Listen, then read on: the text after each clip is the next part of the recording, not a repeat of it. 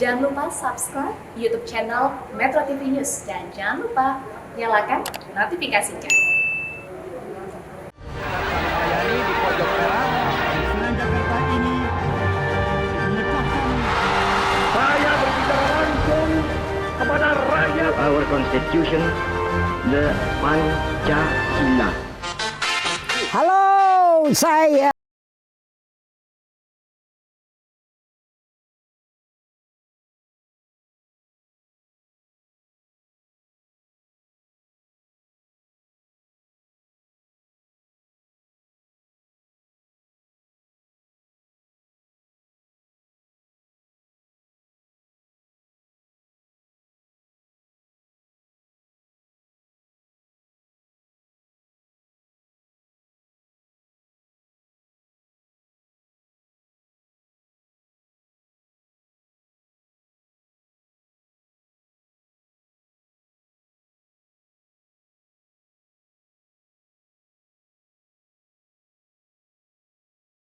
alhamdulillah. Usia berapa sekarang? Saiki umurku swidak telu. Swidak telu berapa ya? 63. Ya Mbak Yuka Mamat 63 ya. 59 pokoknya gue. Oh, udah muda. Awet muda. Awet tua rek. Awet tua bukan awet muda. Tapi Mbak, nggak berubah ya penampilannya? Artinya hijab tapi masih ala gipsy, ala Oh ala gini, oh ya. Tapi ngene, saya kalau keluar sejak pandemi, kan di TV juga di Metro juga suka ada kan penyuluhan bahwa pandemi, bahwa COVID itu hati-hati pakai barang-barang kayak gini karena dia rentan kemasukan. Ya. Sejak mari ngono gak tahu tak gawe rek. Kalau keluar saya sekarang plong, polos, nggak pakai apa-apa. Kalung Didi apa-apa gak ono kabeh. Tapi kalau syuting gini gue berani. Kalau di Rokum Eko berani, Bo gitu. cincin nggak bisa lepas. Enggak.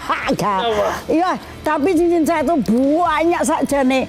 Kalung saya tuh juga banyak banget. Aduh, kalau saya rumah ini mungkin setengahnya atau seperempatnya tuh udah. Tapi tak buang kabeh. Pokoknya kalau gue nggak suka buang, enggak.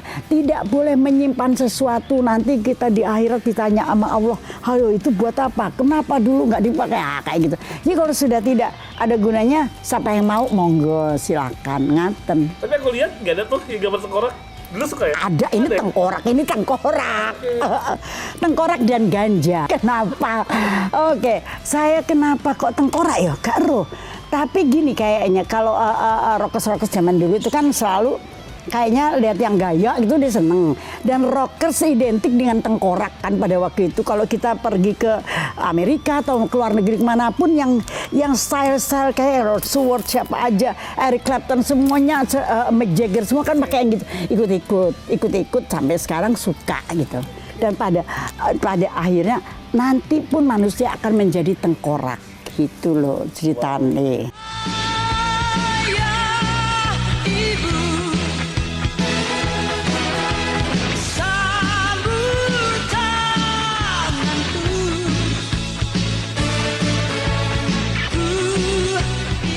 Saya lahir sebagai penyanyi itu tahun 85 diajak oleh almarhum Hari Rusli. Lalu keluar albumnya 86. Jadi aku lahir sebagai penyanyi itu di Bandung. Di rumahnya Mas Hari almarhum dulu. Terus kalau rumah di Jakarta gitu. Jadi pada waktu itu dari kecil saya sukanya dengernya The Purple, Grand Funk Railroad, apa jenenge Bee Gees juga ada, Beatles, terus mari ngono apa nih Uriah Heep, The Purple, Uriah Heep, Grand Funk Railroad, terus Rolling Stone itu kecil tapi plat dulu tuh nggak plat ngono terus di mana-mana saya denger itu terus sehingga pengaruh ketika saya besar dan lagi terus setelah saya besar saya di teater kan. Mari di teater itu kan kita kalau di teater kan teriak-teriak gitu. Nah udah sangat akrab kebiasaan teriak itu pada diri saya dan saya mencari musik yang saya bisa berteriak ngono loh. Akhirnya kecantol rock. Bapak polisi kan? Polkis. Kamu jadi polisi? Hah? Kamu jadi polisi waktu kecil? Enggak, gue dulu waktu itu mau dimasukin polisi. Gue dulu mau dimasukin lulus SMP kok nggak salah tuh. Pokoknya papa tuh mau aku dimasukin polisi, aku melayu ke Bulungan. Akhirnya saya kecantol teater di situ. Nggak mau, karena kalau aku nggak melayu digorek langsung nang Magelang, dipaksa waktu itu. Nggak mau, saya nggak mau. Waktu Mbak masuk teater jadi rocker, ayah gimana? Wah, gak oleh rek. Dulu saya nggak boleh berteater. Teater iku apa uraan, ombyoan, wong pengemis kabeh ndok teater. Wih, pokoknya di Senen ini habis-habisan. Sampai saya pernah sudah mau berangkat pementasan, itu festival loh. Saya mau berangkat nggak boleh, akhirnya apa? Aku di belakang di kamar ambil obat merah. Terus tak pura-pura tengene no, mari ngono aku merah semua. Terus adikku tak suruh teriak-teriak, Mbak Rini kira. Ben dibolehkan pergi. Akhirnya alhamdulillah saya boleh pergi di Bulungan waktu itu dengan telat lagi. Tapi telat, untung saya masih bisa improv gitu. Dan alhamdulillah menang terus akhirnya dijuarakan lagi di Taman Ismail Marzuki. Menang pisan, alhamdulillah. Saking nggak bolehnya sama papa. Jadi dulu teater tuh dianggap ada pokoknya ini manusia ombyoan lah gitu. Padahal saya bisa seperti ini, saya itu semua karena saya dari teater. Saya banyak sekali mendapatkan ilmu hidup lahir batin itu dari teater. Dari teater juga saya bisa mendapatkan ilmu agama, dari semuanya itu dari situ. Ngono.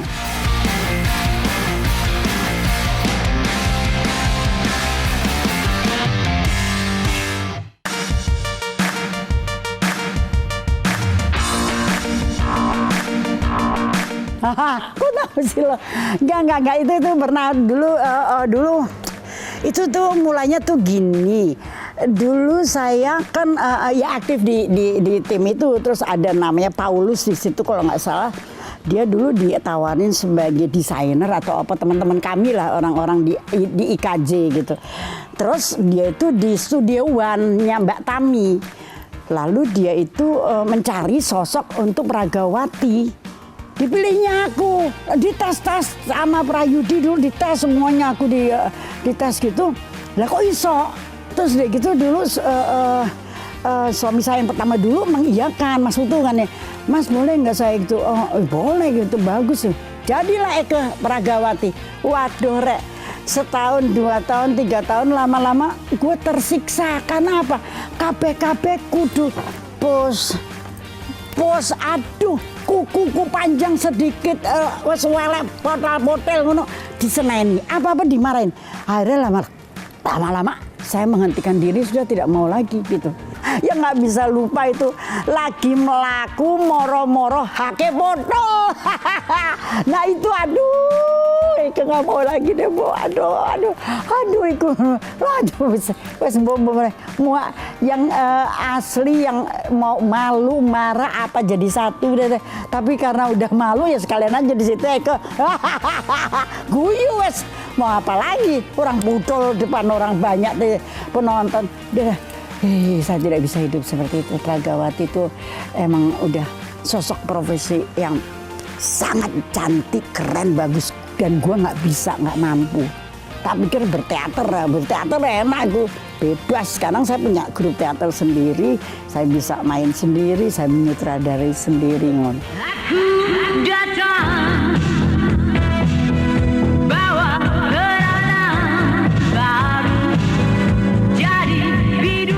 Di rocker kepake nggak ilmu teater?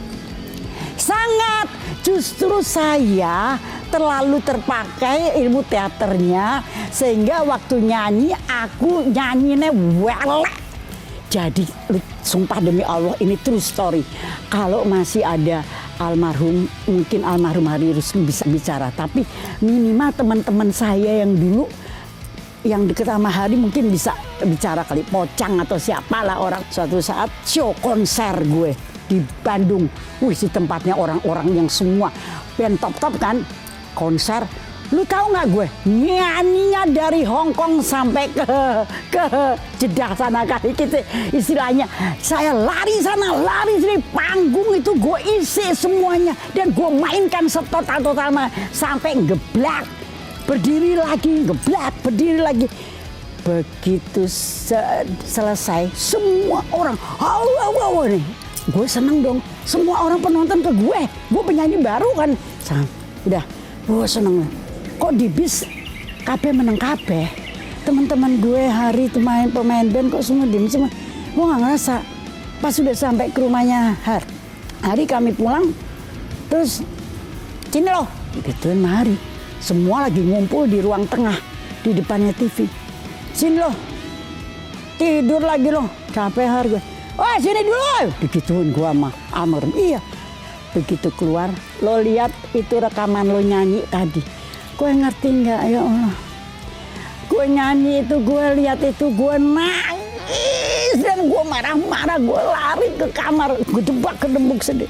Kok lu nggak ngasih tahu kalau gue itu sih namanya gue beraninya, oke-nya emang, wah ngelebihin Mick Jagger, kabeh semua kalah lah.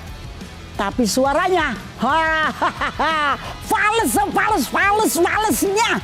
Hari bilang, udah. Kalau lo emang kan aku bilang aku nggak mau nyanyi lagi, aku nggak mau.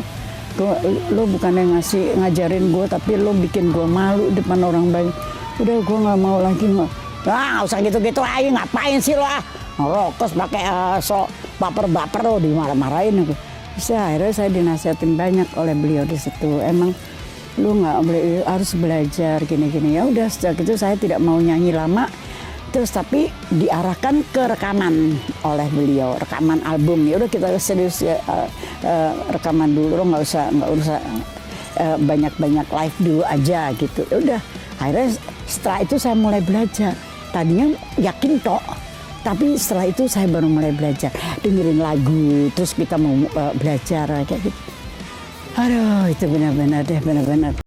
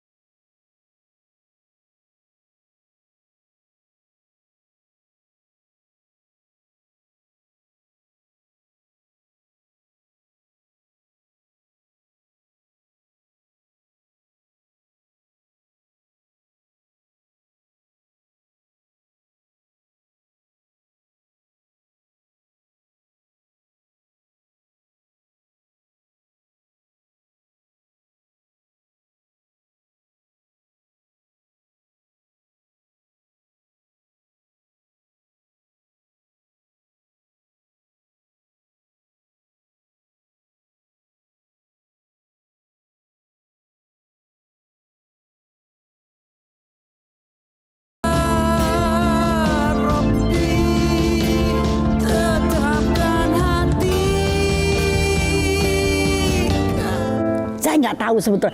Demi Allah Rasulullah, aku bukan orang yang punya harapan suatu saat saya akan berhijab, suatu saat saya akan sholat, suatu saat saya gak roh. Aku bukan orangnya seperti itu, bukan seperti itu juga karena nggak tahu, karena memang saya nggak diajari dari kecil, nggak diajari gitu loh. Tapi tiba-tiba semuanya itu ya berubah tatkala tahun 2014 itu kan saya pada suatu saat pulang 2-3 hari nggak pulang, 3 hari itu main judi Dulu gue sukanya judi. Kemana-mana laptop gue tak bawa. Kan ada judi online nih zaman dulu tuh. Nggak tahu sekarang masih ada nggak ada. Wah kalau menang tuh banyak. Menangnya bukan 10-20 juta. 1 juta, 5 juta gitu menang. Wah seneng. Suatu saat saya kecapean pulang. Pas pulang tiba-tiba saya minta dipijetin sama adik asistenku. Terus aduh napasku agak sesek ya. Napas sesek. Terus gue lari ke sini nih. Aduh, Mbak Yuka, mama kok sesak napas? Lari nih ke sini cari napas, mas cari oksigen gitu. Terus pagi itu, terus akhirnya Mbak Yuka, aduh, bawa ke rumah sakit. Enggak apa-apa, kok udah nggak apa-apa. Terus tapi dibawa juga ke rumah sakit sama Mbak Yuka sama Mas Growong anakku, ada yang cowok gitu masih di sini juga gitu. Terus aku bilang sama Mbak Yuka, Mbak, tolong dong anaknya Mbak Yuka kan cucu pertama gue kan namanya Riu. Pada waktu itu 7 tahun. Riu itu kan terbiasa tidur sama aku, cucu yang tidur sama saya. Terus tidur di tempat tempat tidur rumah sakit. Dia tidur terus aku ngomong gini, Riu kenapa ya? Tini kok kenapa ya? Tini kok bisa kayak gini ya? Kok dia ngomong ke gue gini? Ya Tini sih nakal, habis masuk kerjanya minum-minum, mabuk-mabuk, main kartu kan nggak boleh Tini gitu. Terus makanya Tini harus sembahyang dong.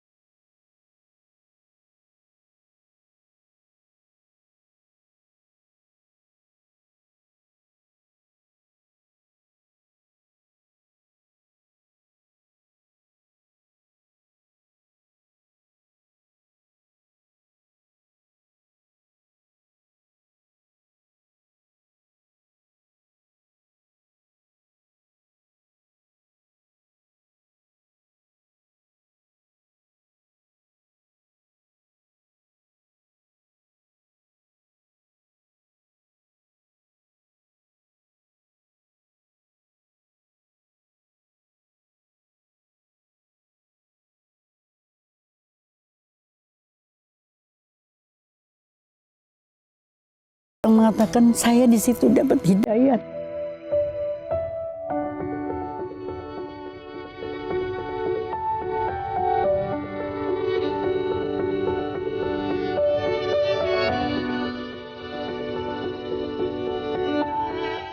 Gue cuma kepengen ngejual rumah ini laku, langsung pergi naik haji sama Mbak Yuka, Mas Dery, Mas Growong, Indra, dan Baby. Dan cucu-cucu gue umroh semua. Tapi gue dulu nyuwun, ya Allah, nyuwun diparingi bisa naik haji, ya Allah.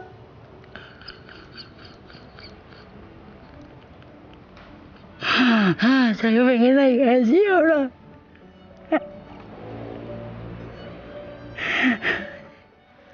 Sorry ya. Amin, Mbak.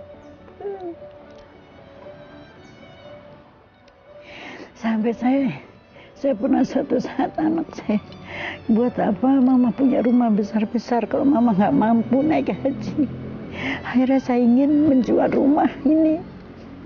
Saya ingin bisa membahagiakan anak cucu saya semuanya. Dan wes suwe lah apa juga gue di rumah segede ini. Gue sendirian, gue takut ada setan nanti ke sendirian, gak ada uang kayak gitu. Aduh, saya pengen itu aja yang saya inginkan. Itu yang tak pengen.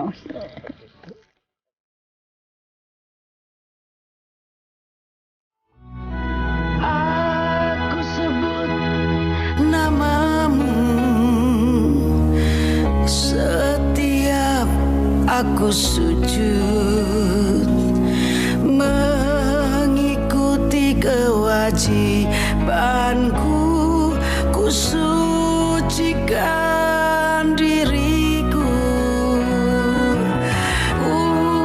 Mohon ampunanmu dari segala dosaku. Hanya padamu ku bergantung dalam hidup dan matiku. Metro TV